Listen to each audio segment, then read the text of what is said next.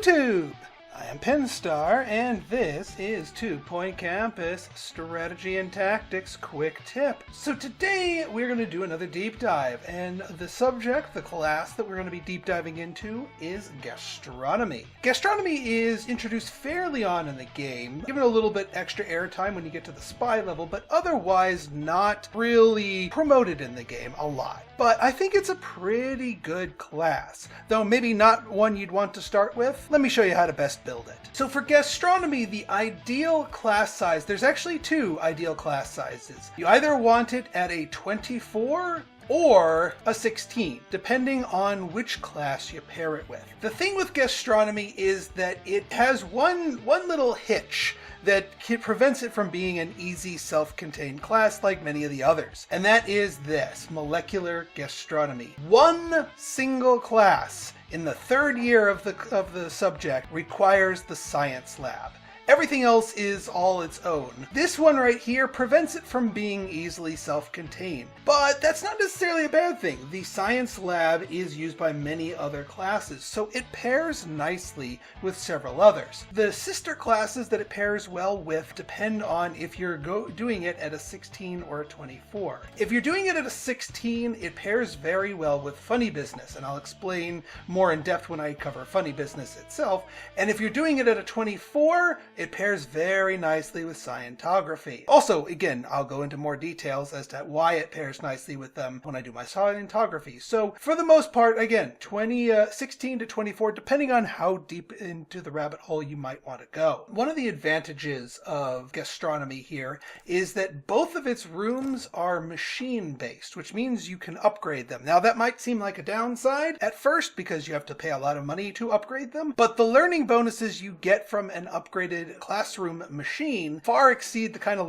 learning bonuses you can get just from piecemeal placing of learning boosting things like in the computer room. So let me show you the best ways to build this. So the Savory Kitchen is 6x6 minimum, and 6x6 is how we're building it. Now there are a few stations here that are required for assignments. The mixing station, the chopping station, the cooking station, the recipe station are all required for assignments. There's one more station that is required as well, the washing station, but you can notice here that I have 3 of it. That's because unlike all of the other stations, when students interact with the washing station, they gain hygiene. So not only is this an object for students to interact with during their class, and also an object for them to interact when doing assignments, it also helps their stats, which is very rare for a classroom object to actually help out a student's stats. All of the other objects, the fridge, the spice rack, the cupboards, the cabinets,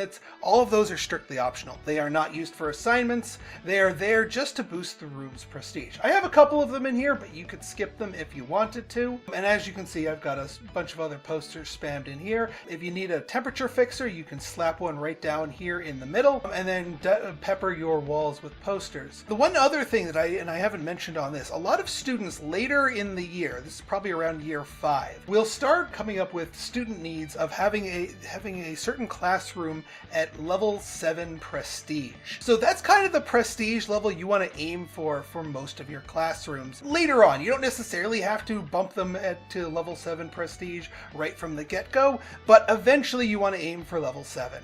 So just keep that in mind. The second room is the Sweet Kitchen, which I have mostly stripped down a little bit. I have a whole bunch of the washing stations, again, because I want students interacting with those during class and also just giving them easy access to them so they can all get their hygiene up. I threw a random recipe station. There's less room in this one. It is 6x5 minimum, and that is how we built it. There's less room in here for other stuff, but that's okay. Because if a student in the sweet class needs one of the other stations for an assignment, they can just poke their head into the savory class to take care of it. You don't need to build these in every single classroom for them to get their assignments done. And whenever the classroom is unoccupied, either during downtime or whatever, that's when the student can make their way in here and use the stations for it, even though there isn't explicitly a class in there. Now, last but not least, we have the Rogue, the science lab for molecular gastronomy. Now, if we just built a science lab by itself for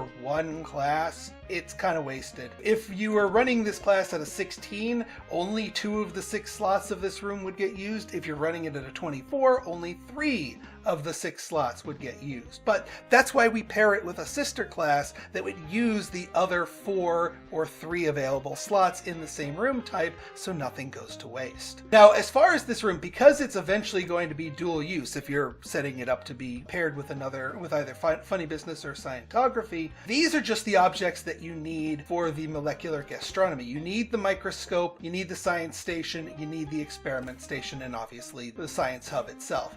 Everything else is optional for gastronomy, but there's, as you can see, I built this one 6x5 instead of 5x5, which is the minimum. But there's plenty of room along here to pepper other large, high value, and potentially assignment requiring objects needed by the other classes. So I deliberately left this one open for additional populations so that you can satisfy requirements for the other classes and their assignments within there. And then, of course, last but not least, you have standard library stuff, which you can satisfy with the standardized spine library. The only subject-specific item that you'll want in here is just to make sure that a gastronomy bookshelf is added to the mix, like so. Even though the subject dips into the science room, it doesn't actually require the science bookshelf for any of its assignments. It also requires the standard 3 here, but again, this standard spine library build will handle all of that for you. Now, let's talk about the students, or rather student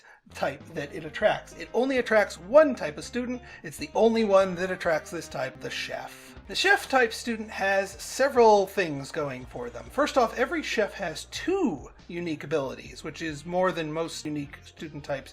We've got Nibbler and Comfort Baker. So as the descriptions here, Nibbler wards off hunger by eating their homework. So yes, they can consume an assignment if their hunger is desperately low. As you can see here, they will actually do their assignments. They don't just always eat their assignments, but at critical hunger levels, they will consume it as sort of an emergency. You also have Comfort Baker, which allows them to interact with other students and even faculty, and will raise the other person's hunger meter. Now, as you can see here, there is one particular illness that is unique to chefs. That's eye candy, which actually has a visual effect, as you can see here from our individual. Just like before, though, it's actually not that bad. It is a basic minus 15% happiness, no speed slowdowns or other negative effects. So at the end of the day, it kind of shelters them and protects them from more serious medical conditions, since they can only have one at a time. So here's one of the chefs who has shared some food with another student, in this case one of our money wangling students. And like I said, they can share their food with each other or any of the students or any of the other faculty. And it's difficult to catch this interaction, but every time I've checked it, they've always the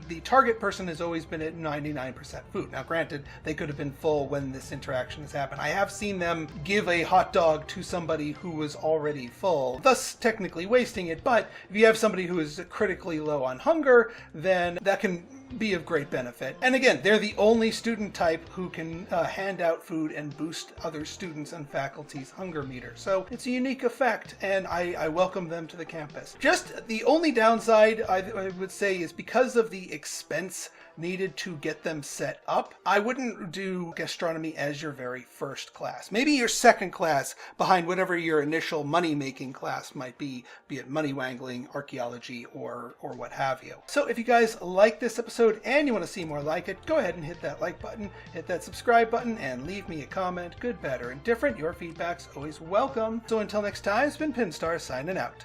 See ya!